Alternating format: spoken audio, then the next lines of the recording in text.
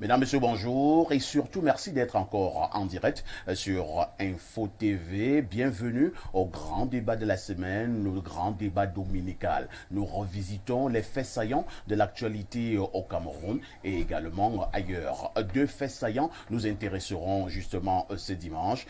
Tout d'abord, cela fait très exactement une semaine que l'on a découvert le corps sans vie du célèbre animateur journaliste Martinez Zogo, officiant du côté d'une chaîne urbaine Amplitude FM. Le corps sans vie de Martinez Zogo a été découvert dans un état de putréfaction très avancé. Pour l'heure, l'on ne sait pas toujours à quel niveau les enquêtes se situent. Ce matin, nous nous intéresserons justement sur ce cas qui intéresse également de plus en plus la communauté internationale, les organisations des droits de l'homme, la société civile et sans oublier la presse nationale et internationale. Assassinat de Martinez Zogo, est-ce qu'il faut dire que nous sommes en train d'aller vers une enquête impossible? Doit-on faire confiance à la justice camerounaise, mais également à toutes les autorités en charge de donner la lumière après cet assassinat odieux, que dis-je, cet assassinat barbare, mais également sauvage? Nous nous intéresserons également sur cette autre actualité qui fait également couler beaucoup d'encre et de salive. Il s'agit justement de l'actualité de l'ancien directeur général des impôts au Cameroun, M. Modeste Mopa, avec l'accord du président de la République, son Excellence Paul Biya. M. Mopa partira donc du côté du Fonds monétaire international pour une durée de 3 ans. Du coup, le débat est né compte tenu justement de cette folle actualité d'il y a quelques mois. Beaucoup s'interrogent sur cette nomination entre guillemets de M. Mopa, ancien directeur général des impôts au Cameroun. Beaucoup se posent la question de savoir si c'est une élévation ou alors tout simplement une sanction. Pour en parler avec efficacité, avec profondeur, mais surtout avec beaucoup d'arguments, ils seront hommes politiques ce matin, ils seront acteurs de la société civile, ils seront économistes, ils seront consultants et surtout experts en matière de sécurité, avec un seul objectif, vous dire la vérité. Si vous êtes en direct sur Info TV, vous avez fait le meilleur choix. Je commence par accueillir ceux de nos invités qui répondent déjà présents ce dimanche. Le docteur-colonel Didier Badjek, bonjour. Bonjour Parfait, bonjour aux téléspectateurs qui, je suppose, sont très nombreux derrière leur écran pour suivre l'objectivité que nous tenterons de rejoindre. Vous savez que je suis existentialiste et c'est quelqu'un comme ça, Jean-Paul Sartre, qui disait que la vérité n'est ni à moi ni à toi. Elle est devant nous. Je salue mon copanaliste et je nous souhaite à tous une très bonne émission. Le colonel Didier Badjek, j'aime le dire, c'est toute une vie au niveau des forces de défense et de sécurité. Il est maintenant consultant en matière de sécurité au niveau de la chaîne Info TV. Merci, docteur colonel, d'être là ce matin. Le plaisir est partagé, je vous remercie également. En face du colonel Badjek, nous retrouvons Bienvenue Essomba. Bienvenue Essomba, bonjour. Bonjour Parfait, bonjour à tout le panel, bonjour à nos nombreux téléspectateurs, bonjour à tout le monde. Bienvenue Essomba est économiste, son expertise nous sera également d'un grand apport dans le cadre justement de ces échanges. Merci Bienvenue de répondre présent et surtout favorablement à notre invitation. Je vous en prie. En face de Bienvenue Essomba, nous accueillons le docteur Christian Besseux. Bonjour docteur. Bonjour Parfait, bonjour à Monsieur le Président Directeur Général de la chaîne.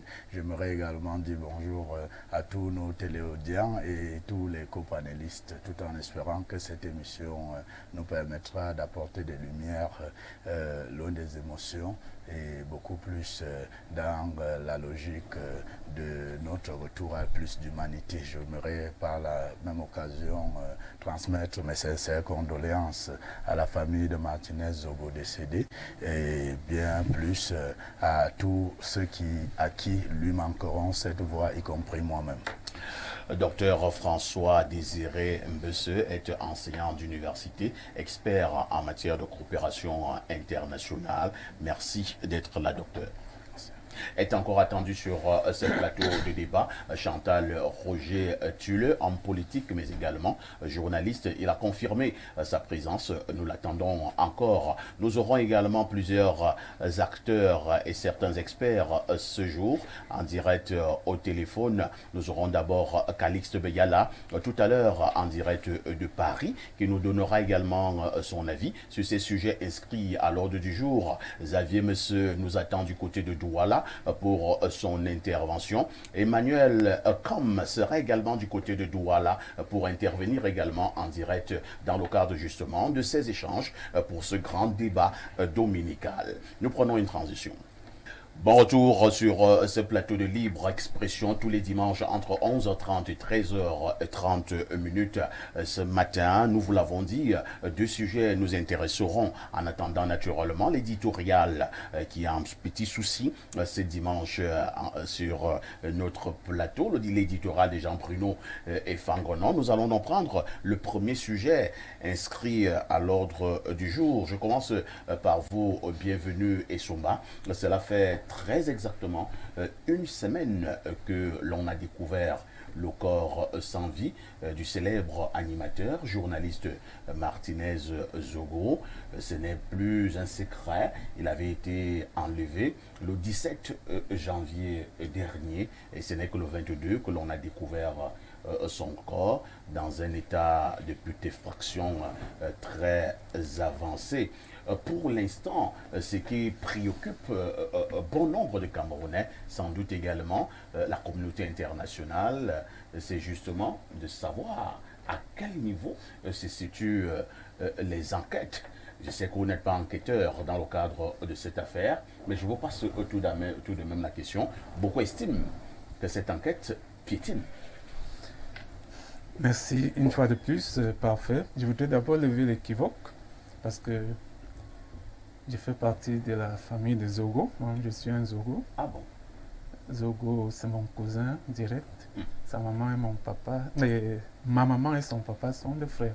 D'accord. Donc, je ne viens pas m'exprimer sur le nom de la famille, ni au nom d'une quelconque En communauté. réalité, c'est votre frère qui est mort. Oui. Chez nous, en Afrique, nous ne connaissons C'est pas mon les frère cousins. qui est mort. On s'appelait Tara. Il s'appelait Tara. Et il était mon frère, mais depuis qu'il y a environ 10 ans, son papa était mort. On lui a fait porter la peau de panthère. Il est devenu mon oncle, selon la tradition africaine. Bon, quant à ce qui concerne l'évolution de l'enquête, d'après les informations qui me parviennent, cette enquête suit son cours. Cette enquête suit son cours, d'autant plus que la famille, tout comme la communauté nationale et internationale, attendent vraiment de connaître la vérité sur ce qui s'est passé. Et c'est vrai que beaucoup de gens affirment des choses, mais je crois que c'est la formalisation de tout ce qui se dit qui pourra situer les amis des Zogo, les frères des Zogo dans la communauté. Pour le moment, nous pensons que les choses vont bon train. Vous avez vu des incidents qui sont passés avec les chefs. Nous en parlerons Alors, tout à l'heure. Pour vous, les choses se passent normalement. Pour moi, à titre personnel, les choses se passent normalement. Aucune Parce inquiétude à que- se faire sur la mort de votre frère. Oui, parce que je ne vois pas, que ce soit sur le plan politique, sur le plan de l'opinion, les autorités de ce pays tenter de ne pas dire la vérité sur la mort de Martinez. Merci, docteur colonel Didier Badjek, vous qui observez de très près les médias camerounais et certains autres à l'échelle internationale, vous qui avez beaucoup travaillé avec les médias lorsque vous pilotiez la communication du côté du ministère de la Défense, je présume que c'est une actualité que vous suivez donc avec beaucoup d'intérêt. Quel est comme le regard pour l'heure que vous jetez sur cette triste affaire? Déjà, sur cette affaire, il n'existe aucun homme normalement construit qui ne peut être atterré, scandalisé devant une telle froideur, déshumaniser une personne, quel que soit ce que vous pourriez avoir contre elle, est une chose qui, pour ma part, est inacceptable, inimaginable. J'ai également regardé comme ça ces images qui étaient atroces et que je dois reconnaître que moi-même, en ma qualité de militaire, dur, Vous avez eu j'avais froid, du mal à soutenir.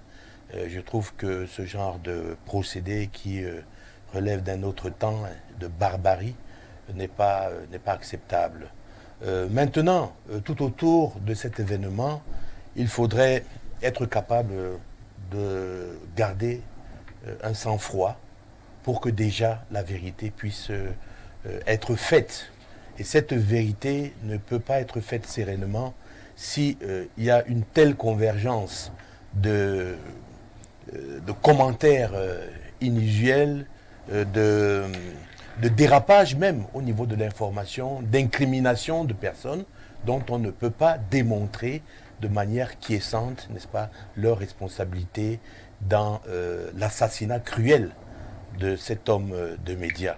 Je voudrais dire comme ça que tout ce que nous donnons, nous disons de manière péremptoire, ne vise même que à perturber ou alors à prostituer ces enquêtes qui doivent se passer sereinement et peut-être même à permettre la dissimulation des éléments de preuve. Je voudrais m'expliquer. Lorsque l'on fait des supputations péremptoires, cela peut donner même des idées à la partie qui a commis cet acte ignoble, n'est-ce pas, de pouvoir dissimuler. Parce que, vous savez, pour dissimuler un crime, il faudra avoir des idées. On dit qu'il n'y a pas de crime parfait, mais le fait d'évoquer les possibles, n'est-ce pas, peut permettre de dissimuler de manière très habile, de maquiller ce qui a pu être fait. Et je voudrais dire aussi que dans notre système judiciaire aujourd'hui, tout ce qui se fait et qui correspond à l'enquête, eh bien, ça devrait être fait de manière secrète pour que, n'est-ce pas, il y ait des éléments tangibles qui permettent de prendre ou alors de mettre la main sur des auteurs de tels actes. Alors, ce que les médias aujourd'hui ont fait et prostituent, je regrette encore une fois, c'est de pouvoir mettre la charrue avant les bœufs et de ne pas attendre que l'élément de sécurité qui apparaît comme étant un élément fondamental de l'action régalienne de l'État ne puisse pas être mis à contribution pour que l'enquête se déroule dans des conditions normales et sereines. Je dois me permettre ici d'adresser toutes mes condoléances à la famille de Zogo. Ça tombe bien qu'il y a un de ses frères ici sur le plateau. Nous vous adressons vraiment tout le réconfort qu'il faut du fait déjà de la proximité que vous avez avec cet homme média qui nous était très familier, n'est-ce pas, par ses postures, n'est-ce pas, il avait ses postures qui étaient les siennes, on ne va pas revenir dessus. Je voudrais dire quand même que les médias devrait faire preuve de beaucoup plus de responsabilité, mon cher Parfait. Je félicite aussi Info TV qui a gardé toujours du recul et qui a fait des analyses, n'est-ce pas, sur les faits qui sont proposés.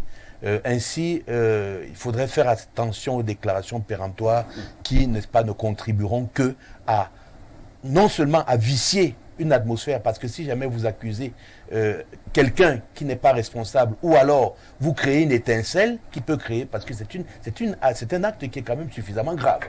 Alors la responsabilité peut arriver à monter comme ça. Au fur et à mesure que le temps passe, l'opinion entretient une espèce d'étincelle qui pourrait embraser aujourd'hui tout l'environnement social et pour rien du tout. Et ça, vous vous souvenez que ça des conséquences que cela a eu dans le printemps, au niveau du printemps arabe. Et donc ce sont des étincelles comme ça qui peuvent être incandescentes, à tort ou à raison, dans un milieu qui peut être vicié et qui peut être très contaminant. Donc, à votre avis, qu'on laisse pour l'instant les enquêteurs faire leur travail? Faire leur travail sérieusement, attention. Oui. Il faudrait avoir un bon niveau d'information parce qu'il faudrait aussi éviter de créer, n'est-ce pas, une réelle psychose au niveau de la population, mais il faudrait qu'on laisse chaque personne faire son travail. Les témoignages sont importants dans ce genre de choses. Ouais, lorsque vous commencez déjà à mettre de la pression et que l'affaire devient une affaire politico-sociale, vous empêchez même les personnes qui pourraient être capables d'apporter une contribution dans les enquêtes de se prononcer.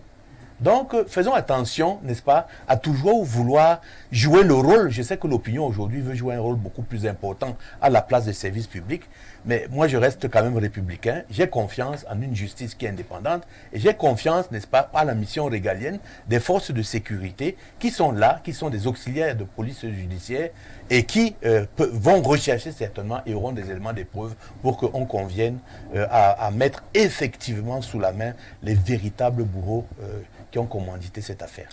Merci pour votre premier regard, docteur-colonel Didier Badiek. Je vous suggère de marquer un tout petit arrêt pour retrouver Jean-Bruno et Fangonan pour l'éditorial de la semaine.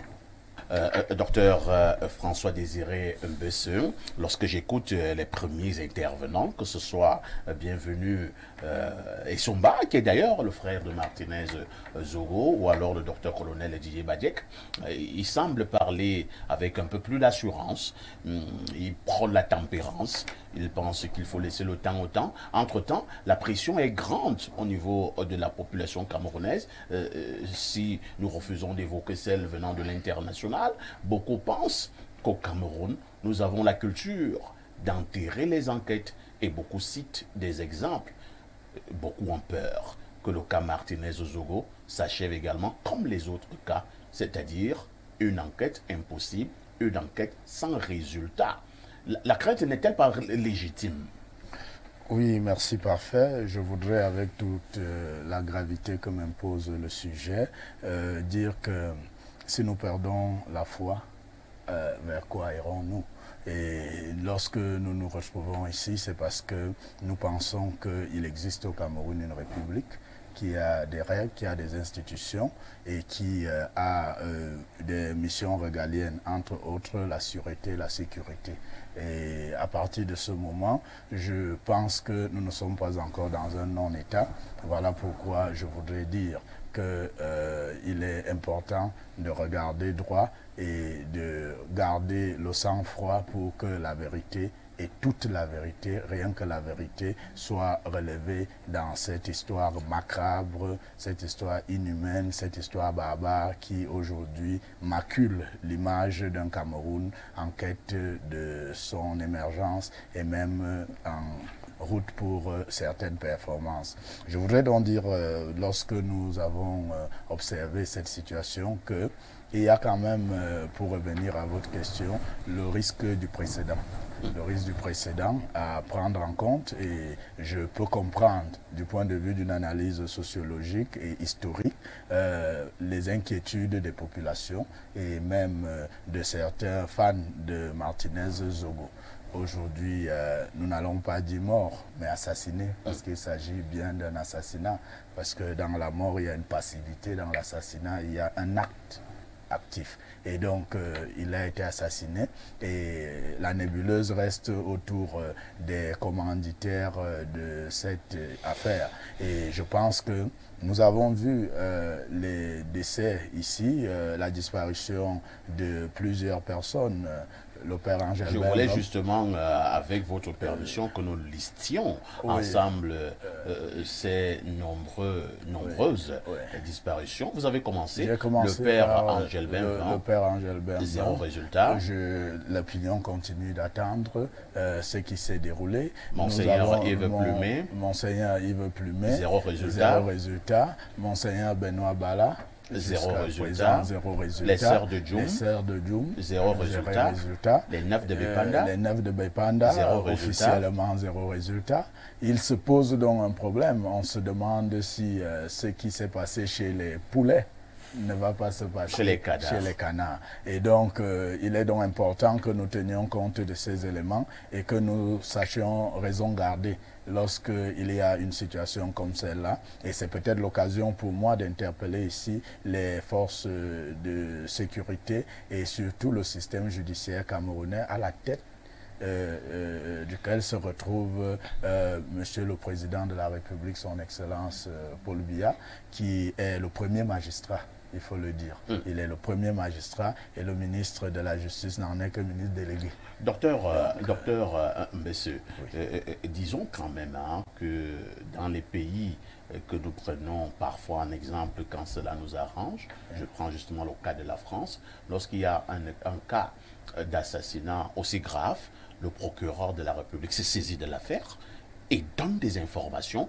au peuple pratiquement après chaque 5 heures de temps. Le procureur vous dit à quel niveau on se situe au niveau, permettez la tautologie, de l'enquête. Alors, est-ce que c'est impossible que nous le fassions pour le cas du Cameroun? Parce que le peuple veut savoir ce qui s'est passé. Oui, il faut dire, c'est peut-être à ce niveau parfait que nous avons certainement quelque chose à apprendre également. C'est que le peuple est le baromètre dans une république. Et à un certain moment, lorsque le peuple demande justice, il est important que tout à fait cessante, qu'on essaye de mettre au centre des préoccupations la question de Martinez-Zogo. J'aurais même voulu voir, au-delà de l'empressement, mais méthodique, de la justice, parce que je sais que la justice peut, si elle veut, se concentrer sur ce thème, n'a pas besoin de prendre plus d'un mois pour résoudre ce problème, cette équation. Je voulais justement que nous puissions, c'est vrai que nous ne sommes pas des enquêteurs, mais l'enquête journalistique également est permise. Avec ce que nous avons maintenant au Cameroun, comme vidéo, caméra de surveillance, avec ce que nous avons au Cameroun comme service de renseignement, ne nous dites pas, docteur Mbesse, que notre gendarmerie est amorphe et que notre police est incompétente. Je ne parlerai pas d'amorphe, je voudrais dire qu'ici, nous sommes face à des pesanteurs institutionnels qu'il faut quand même pouvoir lever, parce que quand le fait est grave, nous ne voulons pas parler du recours à une justice expéditive, mais nous avons quand même la ferme conviction que la couverture au niveau de la capitale au crime ne s'est pas déroulée à Molundu.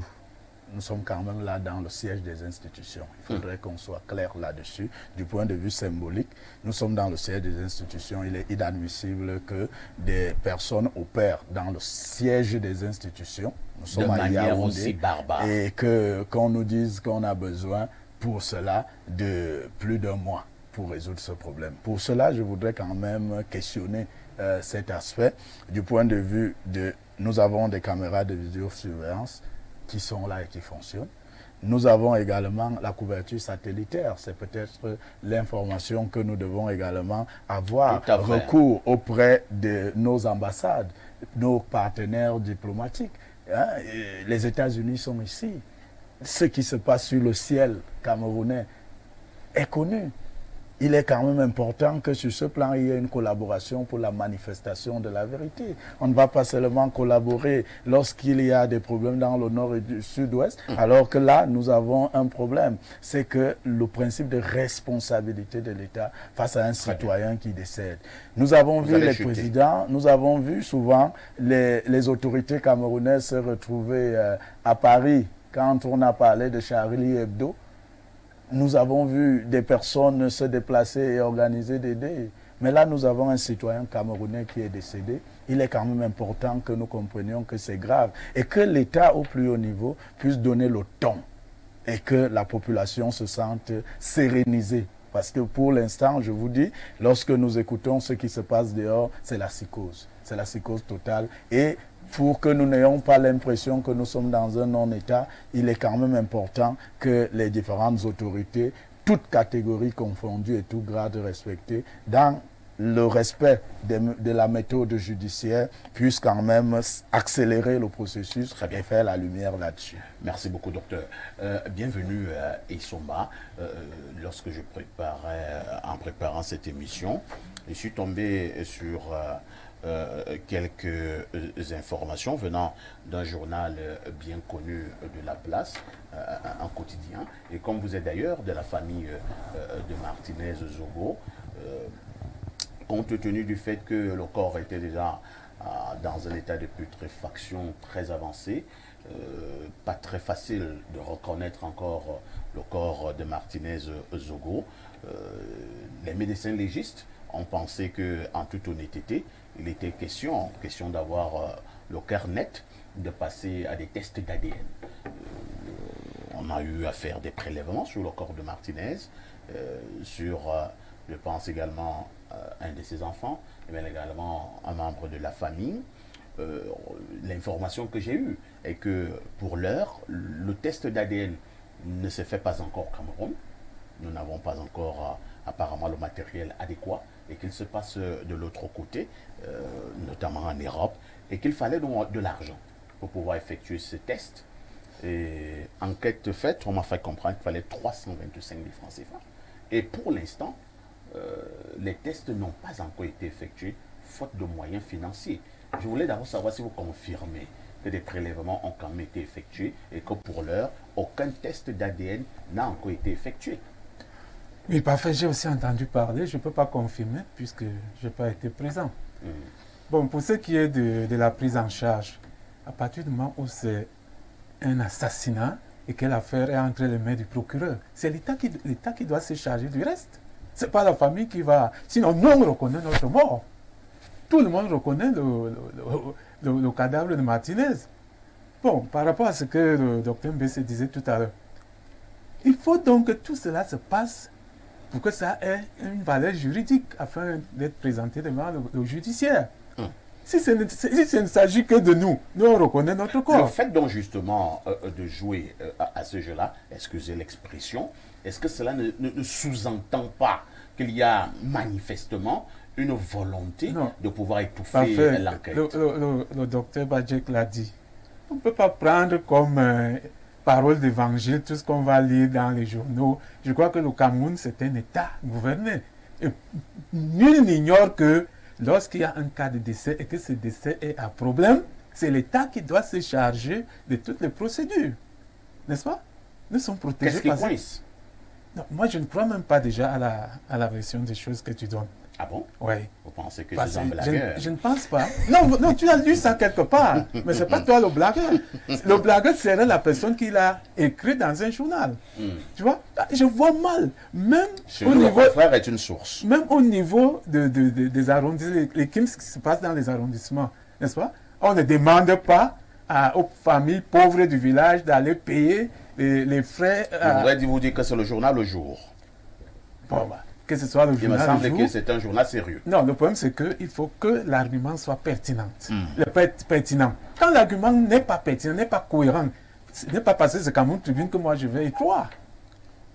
Ah oui, ce n'est pas parce que c'est Cameroun Tribune, même si c'est le journal Le Monde, ce n'est pas parce que c'est le journal Le Monde qui sort à Paris que je vais y croire. Il faut que ça sente la cohérence, la pertinence. Sur le plan juridique, cet argument est incohérent. On ne peut pas demander à la famille de financer la recherche de l'ADN, du code génétique ou bien à la famille qui a perdu son membre, un membre de sa communauté, de financer ce genre de choses. Et le gouvernement fait quoi? Ça, c'est un dossier que on a évoqué tout à l'heure, le rôle du procureur. Ça relève du rôle du procureur, de la justice. Je crois qu'il y a des budgets pour ça. D'accord. Je vais repasser la parole au docteur-colonel Didier Bajek, sauf s'il veut revenir en arrière, c'est d'ailleurs de son droit. Mais nous allons évoluer au niveau du débat. Je pense que c'était jeudi, effectivement.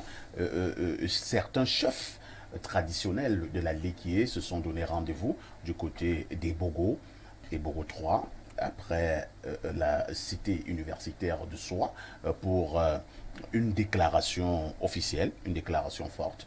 Au-delà du fait que les chefs traditionnels de la Léquié se soient indignés, ils ont également dit qu'ils refusaient d'accueillir le corps de Martinez Zogo pour un enterrement et qu'ils n'acceptaient pas récupérer les asticots. Les chefs de la Léquié, dans leur déclaration, ont dit qu'ils remettaient ce corps au chef de l'État pour qu'il soit inhumé dans le caveau familial du côté justement de Mvomoka.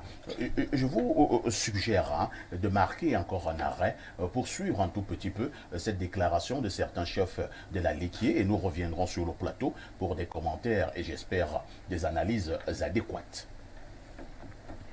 président de la République. Notre fils, Arsène Salomon Mbami Zogo, connu sous le nom de Martinez Zogo, a été assassiné sauvagement, torturé, sodomisé, mutilé, atrocement et jeté comme un animal en ce lieu. On nous a arraché notre fils de la pire des manières. Le mode opératoire des maquisards qui l'ont tué et de leurs commanditaires indique qu'il s'agit d'un crime impliquant les services de sécurité de l'État. Notre fils, Martinez Zogo, était un soutien fervent de votre régime. Il vous adulait. Il était votre fils, à la limite. Vous étiez son idole. Les populations de la Léquier, par notre voix, demandent que justice lui soit rendue et que ces criminels soient arrêtés et traduits en justice immédiatement. Au nom des populations du département de la Léquier, en attendant les décisions que vous seriez amenés à prendre, voici le message ferme que nous vous envoyons.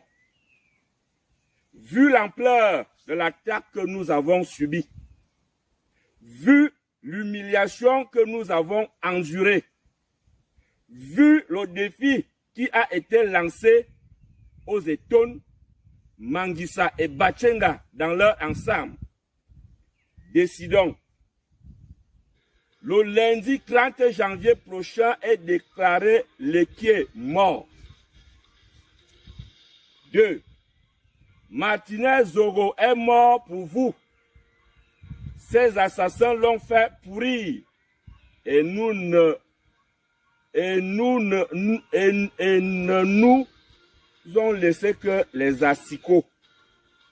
Par conséquent, nous refusons de recevoir ces asticots dans la Léquier et proposons que la dépouille de Martinez Zogo soit acheminée en Vomeka et qu'il soit enterré dans le caveau familial du président, vous son père. Une délégation des chefs traditionnels et des populations de la Léquier fera le déplacement dans votre village pour assister aux ordres. Le te voir 45 jours. Zamba Dop à Tonlongan. Et Namwe Priyen, il dame les combats.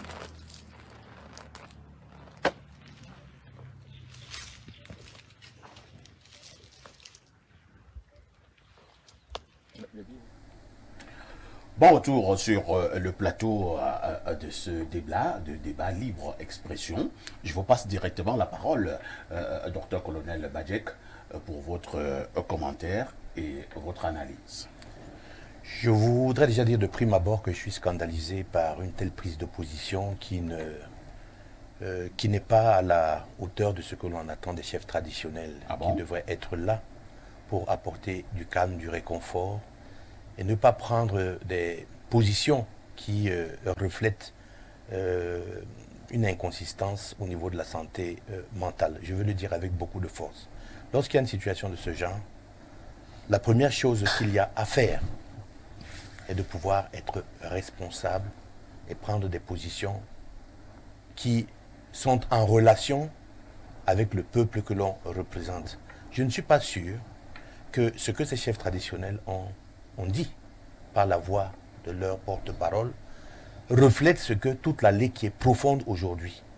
En même temps, Etone, Manguissa et autres, élites, hommes d'affaires et tout le reste des populations peuvent ressentir. Parce que ce que les Etones ressentent aujourd'hui, qu'ils ne pensent pas que nous autres, des autres coins du Cameroun, nous ne le ressentons pas, pour qu'il en fasse un problème clivant. Mais il faut quand même d'abord reconnaître que c'est quand même un fils de la Léquier, au-delà du fait qu'ils sont Camerounais. C'est un Camerounais, c'est un fils de la Léquier.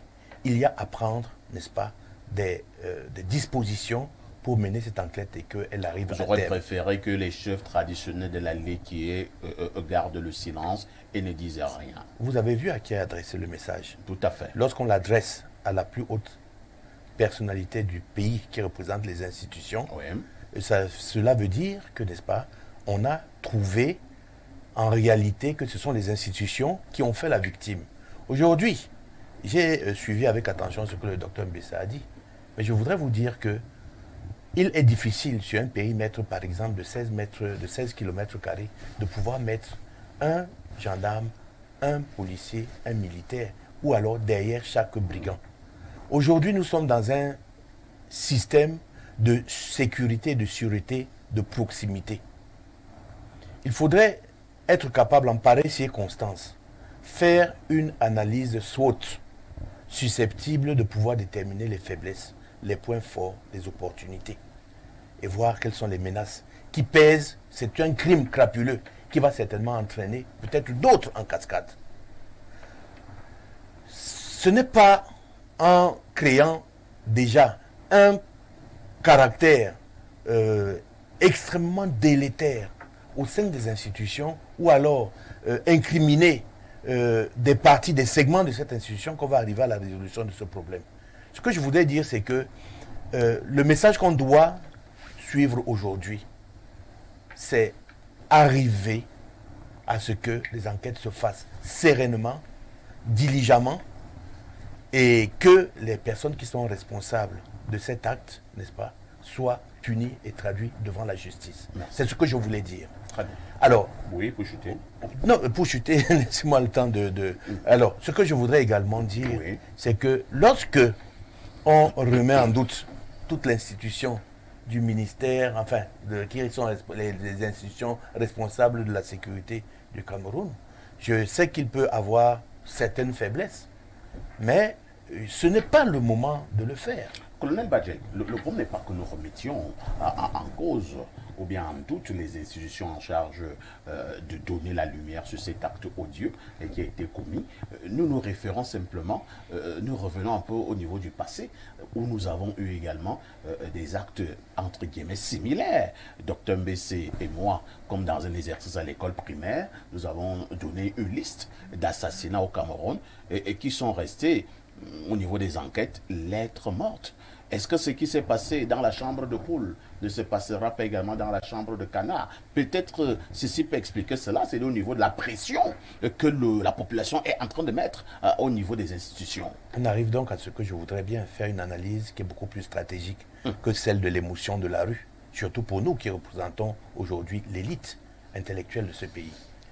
Aujourd'hui, il y a un constat, c'est que les méthodes ou les moyens que nous utilisons ne sont peut-être plus à la hauteur, à la montée crapuleuse. C'est ce qu'il faudrait être capable de voir. Comment ça se passe ailleurs? Voilà déjà des études comparatives qui peuvent nous amener à voir ce qui se passe. Ça, c'est un cas qui est spécifique. Il s'agit de quelqu'un qui avait un nom, qui était réputé pour animer une émission qui était quand même assez sulfureuse. Et à partir de ce moment, on peut établir une relation de cause à effet qui pourrait déjà donner le mobile ou le motif de son assassinat.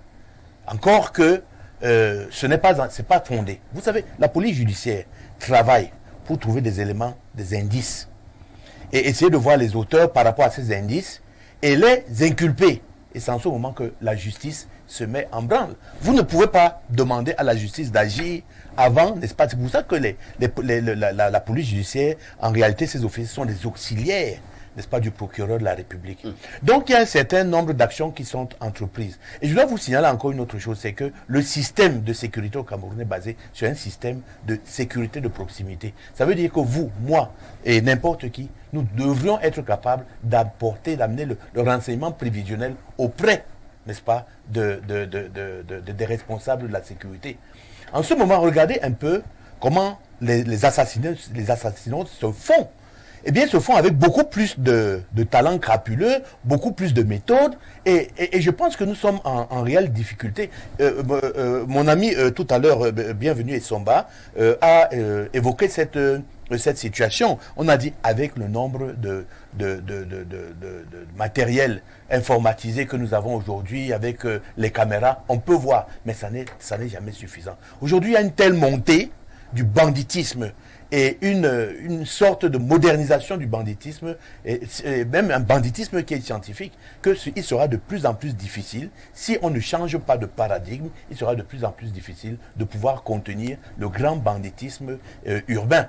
Et le grand banditisme urbain n'est que la main opérationnelle de ceux qui pensent les opérations pour régler peut-être leurs comptes. Et c'est pour ça que je veux dire que nous allons très très tôt en besogne, en imaginant déjà qu'on peut donner un phénotype, n'est-ce pas, à ceux qui ont commandité tel assassinat ou tel autre. Il faudrait qu'on arrive à percer le mystère. Maintenant, si vous me dites que c'est resté un mutisme, je conviens avec vous qu'il faudrait qu'il y ait des résultats qui puissent rassurer également les Camerounais. Merci. Avant de repasser la parole au docteur Mbessé, je voudrais que nous puissions être au même niveau d'information. Docteur Mbessé, les chefs traditionnels, ou alors certains chefs traditionnels de la Léquié, sont allés à Ebogo pour cette déclaration forte. Ils ont également, comme nous l'avons vu à l'image, opéré un certain nombre de rites traditionnels, en donnant d'ailleurs 45 jours aux commanditaires et aux exécutants.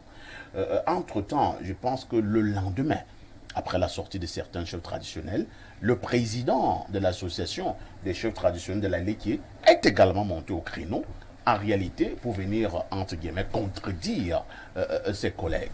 Alors, je donne juste quelques phrases du chef Sa Majesté Guy Tchalandjoman, et qui nous dit ici que faisant suite à une vidéo devenue virale dans les réseaux sociaux et mettant en scène quelques chefs traditionnels du département de la Léquié, délivrant un message outrancier adressé à monsieur le président de la République, chef de l'État, son Excellence Paul Biya, le 26 janvier 2023, depuis le lieu où le corps du journaliste Martinez Zogo a été retrouvé dans un état de décomposition avancée.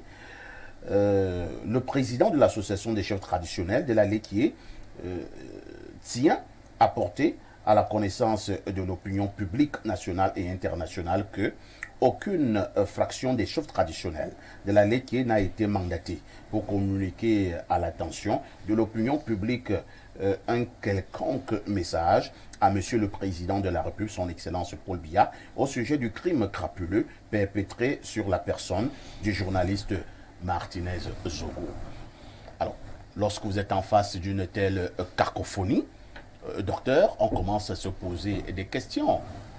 Des chefs, certains font une déclaration. Le président des chefs intervient pour les contrer. Finalement, où est-ce que nous nous situons? Est-ce qu'il ne faut pas commencer à se poser des questions? Qui est réellement pour la manifestation de la vérité? Les premiers chefs traditionnels qui se sont rendus à Ebogo, ou alors monsieur Sa Majesté Guy Tchalandjoman qui vient les contrer? Oui, merci, parfait. Je voudrais déjà, avec tout le respect qu'en tant qu'Africain, je dois à la chefferie traditionnelle, parce qu'il faut le dire, ce sont nos institutions historiques qui précèdent même l'État. Il faut le dire, les chefferies traditionnelles précèdent l'État en Afrique. Et donc, ce sont les lieux de régulation. Ils ont été historiquement les lieux de régulation. Mais il se pose un problème parfait, c'est que il y a un problème de légitimité et un problème de légalité. Parce que en droit positif, on parle de 3 types de compétences. La première compétence est la compétence géographique. La deuxième compétence est la compétence temporelle. La troisième compétence est la compétence personnelle. Alors, lorsqu'il y a des actes qui sont posés, il est important de savoir du point de vue de la légalité qui peut faire quoi et qui est capable et qui a mandat et vocation de faire quelque chose. De ce point de vue, tout Camerounais, tout humain peut se poser la question autour du décès de Martinez Zogo. les chefs traditionnels de la Léquié en ont la légitimité. Oui. Peu importe l'institution des chefs, tout individu, je dis bien, peut se poser des questions. Les chefs traditionnels en ont la légitimité. Ceux de la Léquié. Et même ceux des autres espaces. Il se pose donc un problème réel. C'est que je vois moins un problème de légalité et de légitimité qu'un problème de forme. Il y a un problème de forme dans ce qui s'est passé. C'est que du point de vue de la démarche, lorsque il y a un problème comme celui de Martinez-Zogo, j'aurais peut-être voulu voir d'abord les chefs Manguissa, les Manguissa s'asseoir dans leur territoire, dans leur terroir, parler de ce problème et prendre une position commune pour une démarche qui aille de l'avant. Dans la Léquié, que ces Manguissa et toutes les autres communautés de la Léquié se retrouvent et puis prennent une position et un discours clair sur ce qui va être fait.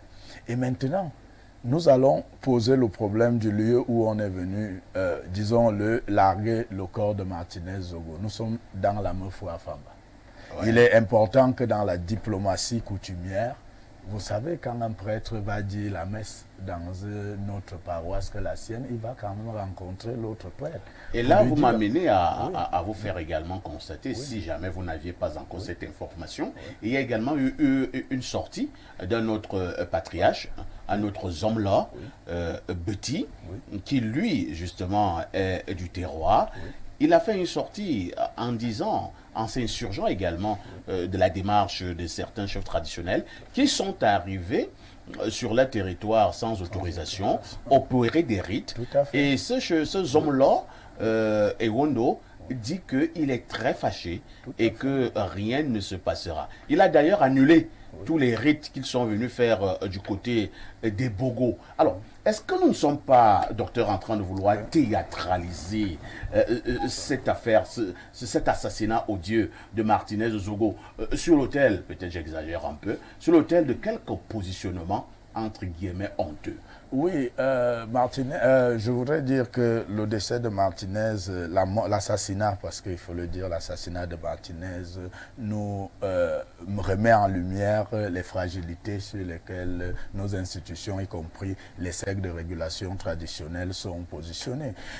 N'oublions pas que la corporation des chefs est elle-même divisée du fait des infractions et des effractions qui la constituent. Vous savez que parmi les chefs, il y en a qui sont légitimement désignés, il y en a qui également sont imposés et qui ont fait un peu de triche pour y arriver. Ce qui fait que nous savons quels sont les débats autour de la chefferie sur lesquels nous ne voulons pas revenir. Moi, je voudrais dire, pour rester centralisé sur la question de Martinez, que la mort en Afrique est un phénomène qui nécessite du recueillement, qui nécessite moins d'agitation et moins de théâtralisation. Vous voyez, nous avons les chefs traditionnels qui se sont retrouvés là, en train de se faire filmer, en train de dire des discours écrits, mais ce n'est pas ça la tradition africaine lorsque nous sommes devant la mort. Devant la mort, il y a le recueillement, il y a le respect du mort, il y a le respect de ceux qui sont éprouvés. Il y a également la forme. Moi, pour le peu d'initiation traditionnelle que j'ai connue, je sais que la parole du chef est quelque chose de rare et de sacré. C'est pour cela qu'on demande au chef de tourner plusieurs fois sa langue avant de prendre la parole face à quelque chose de grave. J'aurais toléré cela du fait de la population. J'aurais toléré que la population fasse cela. Mais lorsque le chef se met et s'adresse au chef de l'État, j'enlève le chef de l'État. Du point de vue traditionnel, nous savons que le chef de l'État chez le Bantou est le Nongi. C'est d'abord un chef lui-même et le plus grand des chefs. Du point de vue de la hiérarchie dans la nomenclature traditionnelle, ce n'est pas ce genre de discours qu'on adresse au chef de l'État, quelle que soit la gravité du fait. Donc, je suis d'abord d'accord sur le plan du fond et de la forme, sur la correspondance. Vous pensez qu'ils ont manqué de respect au président de la République? Ils ont manqué de respect, c'est un propos irrévérencieux. Est-ce que vous ne pouvez pas comprendre ces chefs traditionnels qui sont atteints dans leur amour-propre, qui sont blessés d'avoir perdu un fils dans des conditions aussi ignobles et barbares. Parfait, le chef. Est-ce que ce n'est pas la colère qui transperce leur cœur? Parfait, je voudrais vous dire Est-ce qu'ils ne peuvent pas bénéficier des circonstances atténuantes? Non, le chef, c'est pas un citoyen simple, c'est pas n'importe qui. Un chef, c'est pas n'importe qui. C'est quelqu'un qui garde justement la maîtrise quand il y a quelque chose. C'est pas un citoyen lambda, parfait. Si moi aujourd'hui, face à une situation, je perds le contrôle, on peut me le tolérer. Mais que lorsque vous êtes chef, ça veut dire que vous avez subi une initiation à la maîtrise de vous-même. C'est une initiation qui vous enlève le cœur. Ça prouve justement que ces chefs n'ont pas achevé leur initiation. Ils n'ont pas achevé leur initiation. Un chef n'a plus de sentiments. Le chef a des sentiments, mais le chef a le discernement et la mesure. Et la responsabilité. Et derrière cela, il y a le principe de responsabilité. Et il faut que les chefs comprennent cela, qu'ils ne se livrent plus à cette théâtralisation, qui nous présente la chefferie comme ce qui se passe dans les partis politiques, comme ce qui se passe dans nos tontines. Nous avons vu là les chefs de village dans des problèmes, nous avons vu la cacophonie que cela entraîne, et aujourd'hui les populations ne savent plus à quel sein se vouer, parce que dans la Léquié, il y a déjà division. Entre la Léquié et la Mofou-Afamba, il y a déjà division, parce que j'ai vu le président des chefs traditionnels de la Mofou-Afamba qui également a fait une correspondance sur WhatsApp pour déclarer son non-adhésion à ce qui s'est déroulé. Or, vous voyez, il y a des mesures qu'il y a à prendre lorsque le fait est grave. Nous risquons de partir de décentrer l'essentiel qui est le décès de Martinez Zogo, pour nous concentrer sur les éléments périphériques et la théâtralisation organisée par les chefs traditionnels. Véritablement de grâce que les chefs restent dans leur domaine et qu'ils savent quels sont les rites qu'il faut faire pour ça. Et puis, parfait, derrière cela, il y a le droit coutumier africain. Le droit coutumier africain est un droit de pacification. C'est un droit qui répare. C'est pas un droit du Est-ce que ce n'est pas justement cette manière de fonctionner qui ferait en sorte que ce genre de crimes perdurent? Non, en Afrique... On parlait du droit africain qui prend la pacification, c'est-à-dire quelqu'un vient, il entre chez toi, docteur, et il décapite ta femme, tu dis non, le droit africain, c'est la pacification. Je vais vous dire parfait. Je vais vous dire parfait. Vous savez la symbolique du fou en Afrique? La folie en Afrique, dans le droit traditionnel africain, est souvent lancée à celui qui a été auteur de quelque chose de réprimandable. Mais quand on lance la folie à quelqu'un en Afrique, c'est pour qu'il passe le temps à se balader dans le village afin de donner la leçon à ceux qui, n'est-ce pas, devraient encore commettre ce type d'acte. Donc le droit punit, mais il pacifie également. Donc, ceux qui ont été à l'origine de ce crime crapuleux devront être sanctionnés, mais il appartient à l'instance coutumière de savoir user des méthodes qu'il faut pour cela et non se livrer à la théâtralisation. On n'a pas besoin de ce théâtre de la part des chefs. La justice fait son travail de manière discrète, la chefferie fait également son travail de manière discrète, mais elle doit le faire de manière efficace pour que justice soit rendue et que les responsables soient tenus pour coupables. C'est compris. Docteur Badjek veut absolument intervenir. Non, je voulais juste dire un mot. C'est que la chefferie au Cameroun aujourd'hui est devenue tributaire de toutes sortes de débats, de dérapages. On tire sur des gens avec des armes et tout. Et ce n'est pas... Il faudrait qu'on fasse attention. Il faudrait que les chefs se retrouvent, restent dans leurs attributions réelles. Ils n'ont pas des attributions de police judiciaire. Ils n'ont pas des attributions de venir faire des enquêtes. Et ils n'ont pas des attributions de communication pour venir incendier le milieu social qui est déjà suffisamment vicié comme ça. Nous allons dire les nombreuses préoccupations et questions des téléspectateurs tout en demandant à notre régie de pouvoir déjà prendre des dispositions pour commencer à voir quelques personnes et personnalités au bout du fil. Bon dimanche à tout le panel. Perfecto, des simples bandits ne peuvent pas aller devant une gendarmerie et kidnapper un individu. Des gens qui ont pris Martinez Zogo savaient sur qui et sur quoi ils comptaient. Si un simple journaliste était au courant que Martinez Zogo était assassiné quelques heures après son enlèvement, ça veut dire que l'État aussi était au courant de son assassinat. Et il nous l'a caché. Et si l'État n'était pas au courant de son assassinat, alors le journaliste était déjà au courant. Ça veut dire que notre gouvernement est incompétent dans le cas... dans ce cas, l'État a failli. Autre message rapidement ce jour. Alors, qu'est-ce qu'on nous dit ici? Bonjour parfait, bonjour également à tes panélistes sur le plateau.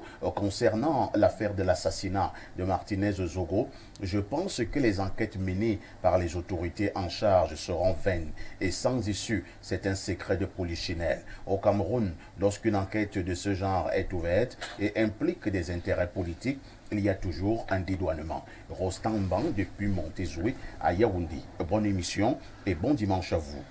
Autre préoccupation. Bonjour le plateau. Si tout le monde continue de tirer la sonnette d'alarme, c'est parce que la terre entière attend toujours les enquêtes sur la mort de Monseigneur Bala et qui ignore le pouvoir de l'Église en tant que second pouvoir sur terre après les États. Moi, les positions du colonel ne m'étonnent pas car il essaie toujours de voiler l'homme politique qu'il est. J'ai un regret, c'est que même la tradition est actuellement dans la rue. Sinon, si les vrais traditionalistes mettent sur terre le vrai Mbak, tous ceux qui sont mêlés de près ou de loin, nous devrions compter le restant de leur jour. C'est Mbombo Bilon Bikak qui envoie le message. Le colonel, c'est un Mbombo qui envoie le message. Hein. Et vous savez ce qu'on appelle un Mbombo chevaux. Il est également chef traditionnel. Ils sont corrompus également. Bon. Ah oui. Ah oui. Bonjour, libre expression. Bonjour au colonel Badjek. Bonjour, parfait. À la vérité, nous pouvons être dans une enquête impossible. Je m'explique. Ceux qui ont atrocement assassiné Martinez sont dans l'appareil, au sommet de l'État. Moi, je n'en sais rien, vraiment. Alors, on me signale qu'il y a déjà...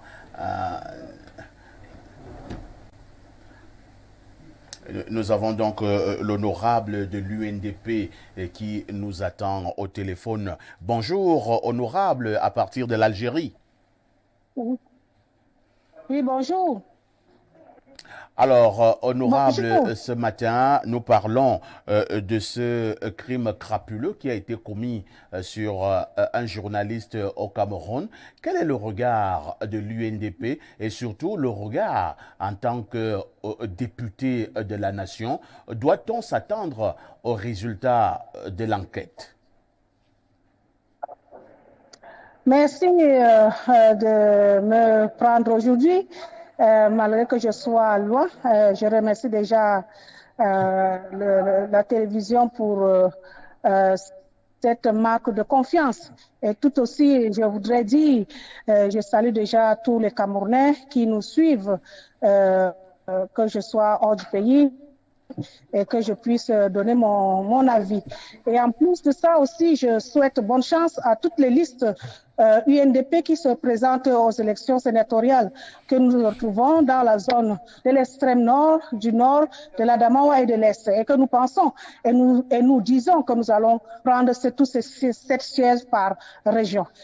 Déjà, en ce qui concerne le crime crapuleux de Martinez Zogo, je vois l'UNDP clairement avec la toute énergie que ce soit un crime, que ce soit un journaliste ou un être humain, l'humain est au centre même des préoccupations de l'UNDP. Et pour cela, nous pensons que nous ne pouvons pas admettre qu'on tue une personne sans pour autant qu'il ait sa défense à donner. Et alors, je voudrais dire que c'est vrai, vous êtes en train de dire que les enquêtes impossible, mais c'est pas impossible. Le Cameroun a toujours fait des enquêtes et à un moment donné, nous trouvons des résolutions et des solutions à ces enquêtes-là. Et nous attendons fermement la suite des enquêtes. Comme on nous dit, il y a les enquêtes en cours. Nous attendons à cela et nous pensons que ces enquêtes aboutiront à quelque chose. Alors, honorable, vous êtes justement député à l'Assemblée nationale camerounaise. Ailleurs, nous voyons les députés monter au créneau pour justement s'indigner. Mais depuis que Martinez Zogo a été froidement assassiné, quelle est la position du Parlement et surtout de l'Assemblée nationale? C'est le silence radio. Cela, nous nous sommes levés. Vous avez suivi la voix de beaucoup de nos collègues qui ont condamné ce crime crapuleux. Ce n'est pas seulement parce que c'est un journaliste, mais on ne peut pas tuer des gens et se taire. L'Assemblée nationale condamne. On ne peut pas admettre cela. C'est l'être humain. Même quand on te tue ta poule, toi, tu n'es pas content. Parce qu'il faudrait que c'est toi qui puisse le faire pour le manger, mais pas pour qu'on le tue pour le tuer. Mais c'est pas normal. Il faudrait que tout ça cesse. Les parlementaires, je pense que ne peuvent pas admettre cela. Et vous avez eu déjà l'avis de plusieurs des parlementaires à propos. Merci, honorable Douvaouissa Aïssa, député UNDP, qui se trouve actuellement du côté d'Alger, à Algérie. Info TV vous dit merci. Merci beaucoup. Alors, nous étions en train de lire, de prendre quelques messages en direct. Cela ne nous arrive pas tous les jours, mais compte tenu du fait que les Camerounais sont très préoccupés, nous allons continuer à lire quelques messages. Bonjour Libre Expression, bonjour Colonel Badjek, bonjour Parfait. À la vérité, nous pouvons être dans une enquête impossible. Je m'explique. Ceux qui ont atrocement assassiné Martinez, bon, ils disaient qu'ils étaient dans l'appareil de l'État. Je disais que nous ne savons pas, nous n'avons aucune preuve. Ce sont donc les suprémacistes du régime camerounais. Je connais les ministères qu'ils... alors la suite, cependant, il faut savoir que Martinez est un martyr de la République, la plus grande figure de lutte contre la corruption. La seule alternative reste le pouvoir discrétionnaire du président Paul Biya pour que l'enquête aboutisse. C'est de la part de M. Thomas Noir Ambalmayo, ami des médias. Autre message, je ne suis pas chef, je suis Mbombok. Monsieur Parfait, dans mon village, les Mbombok ne sont pas chefs. Je ne cours pas derrière 50 000 francs. Les vrais ne courent pas derrière 50 000 francs. C'est Mbombok Bilombika qui revient. Il vient répondre au colonel que lui n'est pas chef. Alors, autre message. Bonjour le sac de modérateur. Merci pour ce que vous faites, mais vos invités de ce jour parlent politiquement. Sur un cas très sensible, comme celui de l'assassinat de Martinez, nous avons besoin des personnes vraies et non ceux qui veulent nous distraire. C'est Arnaud Adouala qui envoie le message. Salut Parfait, c'est Yvan depuis Ebolova. Juste dire qu'on est habitué à ces enquêtes sans suite. Jusqu'à quand vivrons-nous dans la peur, dans notre propre pays, que son âme repose en paix? Autre message ce jour. En ce qui concerne les rites effectués par les chefs, bon, je commence d'abord par le début. Bonjour Info TV, bonjour Parfait et bonjour à tout le panel de libre expression de ce jour. Juste pour dire, après avoir suivi le colonel Badjek, que les élites doivent éviter de sombrer dans la flagornerie. Tous les Camerounais en ce moment sont pour la manifestation de la vérité en ce qui concerne le meurtre de Martinez Zogo et les meurtres antérieurs. En ce qui concerne les rites effectués par les chefs traditionnels Etoun, aucun chef du terroir de la Mofwa Famba ne peut les annuler. Parce que dans le monde spirituel, l'acte odieux et méchant qui a été commis libère une énergie divine qui a juste besoin de l'adhésion communautaire pour trouver la voie de l'accomplissement. L'apôtre Epson, la terre a des oreilles et obéit à certaines lois spirituelles. Autre message ce jour, c'est un message qui nous vient du 226, c'est-à-dire du Burkina Faso. Salut le plateau, vraiment c'est grave ce que dit monsieur Non, c'est un autre message. Hein. Je prends celui envoyé aujourd'hui. Oui, parfait. Ici, je suis surpris de la manière dont le docteur Badjek mène son analyse en parlant de stratégie dans la manière de mener les enquêtes. L'opinion nationale et internationale est debout parce que les enquêtes de vol, de viol ont toujours plus ou moins de résultats. Par contre, les crimes des hommes célèbres, c'est-à-dire des hommes d'église et de médias, restent sans résultat. Soyez des hommes d'action, chers Camerounais. Faites plutôt que la peur change de camp. Pourquoi vous pensez toujours que le président n'est pas n'importe qui? Pensez-vous qu'un ministre s'y fait seulement attaquer? Je vous assure que ceux-là seront tout de suite arrêtés. C'est Paul depuis Ouagadougou qui envoie le message. Bonjour et bon dimanche parfait à ici, bon dimanche au panel. Vraiment parfait, j'ai honte de notre pays, le Cameroun, qui chaque fois qu'il y a assassinat, il n'y a jamais une fin d'enquête. Le gouvernement veut faire encore attendre que cet assassinat disparaisse, comme celui de Monseigneur Benoît Bala, évêque de Bafia. Mais je dis que notre pays est doué dans le mensonge. J'ai une question. Parfait, où étaient ces enquêteurs et hommes en tenue lorsque Martinez Zogo avait disparu? Où sont passés les chefs traditionnels qui ont perdu leurs valeurs ancestrales et souillé le peuple écan? C'est Michel depuis Yaoundé qui nous envoie le message. Colonel Badjek veut absolument encore réagir. Il nous reste quelques minutes parlant de ce sujet. Alors, colonel Badjek, beaucoup estime que vous faites dans la flagornerie ce matin. Je suis désolé, je suis scientifique et je reste droit dans mes bottes. J'ai commencé par dire que je regrettais cet assassinat, que je condamnais, mais cela ne me donne pas le droit de laisser libre cours à mes émotions, que les chefs restent dans leur chefferie, que les Mbombok restent dans ce qu'ils doivent être, c'est-à-dire des hommes sages qui s'expriment avec beaucoup de réserve, que la justice soit faite et que les enquêteurs puissent mener leur action, c'est ce que j'ai dit. Maintenant, s'il y a d'autres problèmes qui veulent être réglés par ce que j'ai dit, et c'est pour ça que je vous disais qu'il fallait faire très très attention d'entrer dans cette question-là avec de l'émotion. Je reste froid, je suis désolé. Lorsque pour ma part il y a un assassinat, eh bien les enquêtes doivent être menées sereinement. Elles ne doivent pas être prostituées ou viciées. Et c'est ce qui devrait se faire. Je milite avec la plus grande insistance que l'on puisse découvrir en fait, que l'on puisse être capable de prendre ceux qui ont organisé ce crime. C'est mon souhait le plus absolu.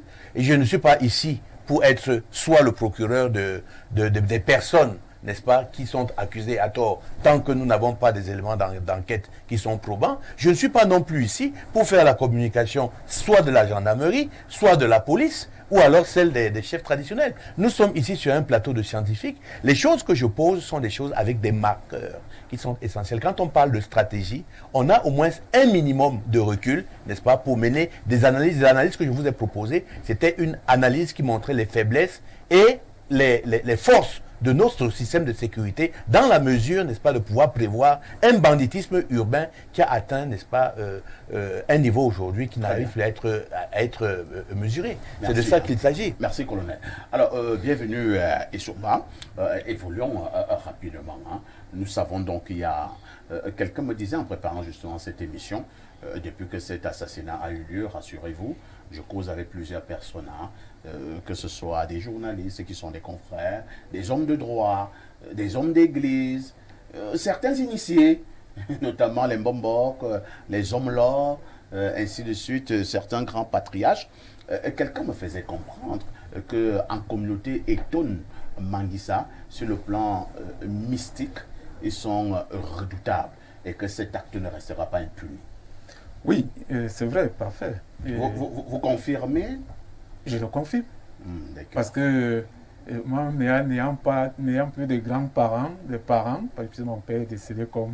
Je reste aussi un homme loi dans la maison de mon père. Ah bon? Et je dois au chapitre. Vous êtes un homme là aussi? Oh, bien sûr. Un vrai? Installé et laissé par mon père, par mes grands-parents. Ah, d'accord. Donc, des droits, je suis un homme loi. Je n'attends pas que c'est quelqu'un d'autre qui vienne m'installer. Quand il faut répondre de la maison de mon père, c'est moi qui réponds. À tous les niveaux, la nuit comme le jour. Bon, parfait, je vais préciser une chose. Bienvenue. Je vous présente mes excuses. Allons encore à Douala, où s'impatiente Emmanuel Kam, au bout du fil. Bonjour, Hervé Emmanuel Kam. Bonjour, parfait. Bonne heureuse nouvelle année à vos millions de téléspectateurs et aux panélistes qui sont sur place. Je ne m'impatientais pas, je vous écoutais. Hervé Emmanuel Kam, nous parlons de cet assassinat odieux d'un journaliste camerounais, Martinez Zogo. Pour l'heure, ils sont nombreux qui pensent que l'enquête piétine et que nous tendons vers une enquête impossible au regard de ce que nous avons vécu avec des cas similaires dans notre pays. Quel est justement votre point de vue à ce niveau? Nous avons également intérêt à étouffer le cas Martinez Zogo. Non, mais vous me posez une question très importante en ce moment et vous ne pouvez pas me suggérer une réponse. L'assassinat de Martin Zogo, comme d'ailleurs tous les assassinats, mais celui-là a été en plus accompagné d'un spectacle macabre qui est totalement inacceptable.